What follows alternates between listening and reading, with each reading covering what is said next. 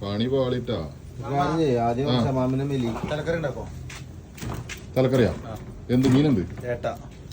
Set ready അല്ലേ? അപ്പൊ മക്കളെ നല്ല ഏട്ടത്തല കിട്ടിയിട്ടുണ്ട്. ഇന്ന് അടിപൊളി ഏട്ടത്തല കറി വെക്കാട്ടാ. ഇതിക്കുള്ള സാധനങ്ങളെ 2 തക്കാളി ഉണ്ട്, 2 സബോള, പിന്നെ ഒരു തുടം വെളുത്തുള്ളി കേട്ടോ. അതിപ്പോൾ ഏകദേശം ഒരു 9 അല്ലിയോളുണ്ട്. ഇത് ചൈനീസ് വെളുത്തുള്ളിയാണ്, അതാണ് ഇത്ര വലുപ്പം വരുന്നത്.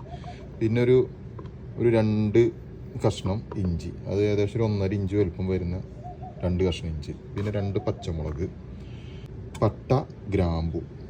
ഓക്കെ. പിന്നെ ഇതാ കഴുകി വെച്ച കൊടംപുളി, അറപ്പുളി എന്നൊക്കെ പറയില്ല, അത് നല്ലോണം കഴുകി വൃത്തി കുറച്ച് നേരം വെള്ളത്തിൽ ഇട്ട് വെക്കണം. വെള്ളത്തിൽ ഇട്ട് വെച്ചാൽ അതിൻ്റെ കറ പോവും. കറ പോയതിന് ശേഷം ഒന്നുകൂടി കഴുകിയതിന് ശേഷം എടുത്ത് വെക്കുക. ഈ കോലത്തിൽ അരിയണം കേട്ടോ. ഇങ്ങനെ സ്ലൈസ് ആക്കാനല്ല, സ്ലൈസ് ആക്കിയതിന് ശേഷം അതുപോലെ ചെറിയ ചെറിയ സ്ക്വയർ പീസ് പോലെ ആക്കുക. ചെറിയ ചെറിയ പീസുകളായി വന്നിട്ടുണ്ട്. പാത്രം വെച്ചത് ചൂടായിട്ടുണ്ട്.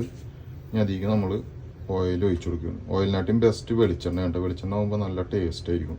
ചൂടായ എണ്ണയൊക്കെ നമ്മുടെ ഈ സബോള അരിഞ്ഞ സബോള ചേർക്കാം. സബോള നല്ലോണം വാറട്ടെ. ആ നേരം കൊണ്ട് നമുക്ക് ഇഞ്ചിയും വെളുത്തുള്ളിയും ചേർക്കാം. ഓക്കെ. ഇതിൽ ഇഞ്ചി, വെളുത്തുള്ളി, പച്ചമുളക്, നേരത്തെ എടുത്ത പച്ചമുളകും ഇഞ്ചി, വെളുത്തുള്ളി ഇതൊക്കെ ചതക്കിയിട്ടുണ്ട്. അതിലേക്കാണ് ഇനി ട്വിസ്റ്റ് ഇട്ടാ. ഈ പട്ടയും ഗ്രാമ്പുണ്ടല്ലോ, അത് അതിലേക്ക് ചേർത്ത് കൊടുക്കുക. നമ്മൾ സവോള ചെറിയൊരു ബ്രൗൺ കളറായിട്ടുണ്ട്. അധികം ബ്രൗൺ ആയിട്ടില്ല, ചെറുതായിട്ട് ഒന്നും കൂടി ബ്രൗൺ കളറാവട്ടെ. ഇനിയാണ് ശ്രദ്ധിക്കേണ്ടത്, നമ്മൾ ഈ ചെറിയ ബ്രൗൺ നിറത്തിൽ നിന്ന് മാറി വന്ന് ഉള്ളി ചെറുതായിട്ട് മൊരിഞ്ഞൊരു മണം വരും. ആ മണം വരുന്ന സമയത്ത് നമ്മളുടെ ഇഞ്ചി, പച്ചമുളക്, വെളുത്തുള്ളി ഇതൊക്കെ കൂടി ചതയ്ക്കല്ലോ, അതാണ് ചേർത്ത് കൊടുക്കുക.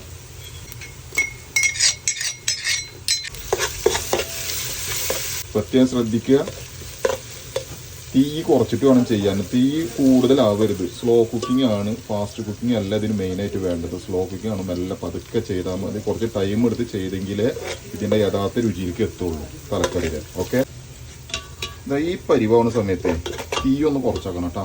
കാരണം ഉള്ളി ശരിക്കും വെന്തിട്ടുണ്ടാവില്ല. ഉള്ളി ചിലത് ഇങ്ങനെ കരിയാനല്ല, ബ്രൗണ് നിറത്തിൽ നിന്ന് മാറിയിട്ട് വരുന്നുണ്ടാവും. അപ്പോൾ തീ കൂടാൻ പാടില്ല. തീ നന്നായി കുറച്ച് വെക്കുക. കാരണം ചില ഉള്ളികൾ വേവാണ്ട് എടുക്കുന്നത് അത് ശരിക്കെല്ലാം നമുക്ക് ബ്രൗൺ നിറത്തിലേക്ക് ഫുള്ളൊരു ബ്രൗൺ നിറത്തിൽ നമുക്ക് എത്തിക്കണം. അപ്പോൾ അതാ ഇങ്ങനെ ബ്രൗൺ നിറത്തിൽ ആയി കിട്ടിയിട്ടുണ്ട്. ഇനി കുറച്ചുകൂടി വേവാണ്ട്, പക്ഷേ അത് ഈ മസാലയൊക്കെ ഇടുന്ന് കൊണ്ടുപോകും. ഓക്കെ. ജസ്റ്റ് ഒന്ന് മാറ്റി വെക്കുക. എണ്ണ മാത്രം സെൻട്രലിലേക്ക് ആക്കുന്ന രീതിയിലാവും. പ്രത്യേകം ശ്രദ്ധിക്കുക, തീ ഈ സമയത്ത് കുറച്ച് വെക്കണം കേട്ടോ. ഇനി നമുക്ക് മസാല